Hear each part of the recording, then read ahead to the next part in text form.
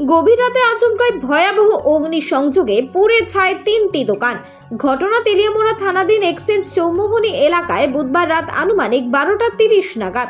ঘটনার বিবরণে জানা যায়, বুধবার গভীর রাতে তেলিয়ামুড়ার এক্সচেঞ্জ চৌমুহনী এলাকার স্থানীয় ব্যবসায়ী হরিধন পালের দোকান ভিটে আগুন দেখতে পায় এলাকাবাসীরা।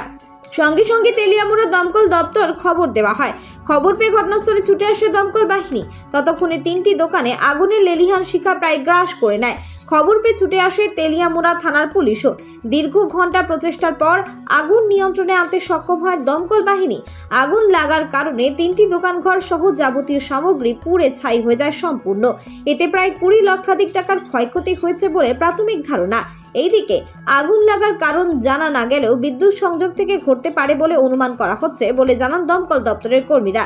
তদন্তের পরে এই অগ্নিকাণ্ডের সূত্রপাতের মূল রহস্য বেরিয়ে আসবে। মনে হচ্ছে ইলেকট্রিক শর্ট সার্কিট থেকে হওয়ার সম্ভাবনাই বেশি।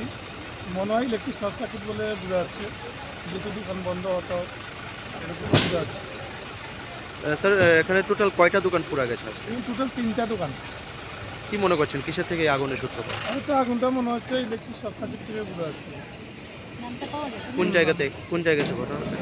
তো এটা ধরো হয়েছে নাম কি বলো,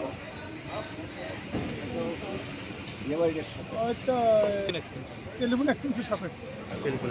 স্যার, যে তিনজনের মানে 3টা দোকান পুরা গেছে তাদের নামটা এরকম কিছু জানা গেছে? তাদের নাম হচ্ছে দীপ্তনু মোদক, ওনার স্পেয়ার পার্টসের দোকান, আর রঞ্জন সাহা ওনার বাইক মেকানিকের দোকান, আর হচ্ছে রাকেশ দেবনাথ অ্যালুমিনিয়াম গ্লাস দোকান। স্যার, ক্ষয়ক্ষতির পরিমাণ কতটুকু?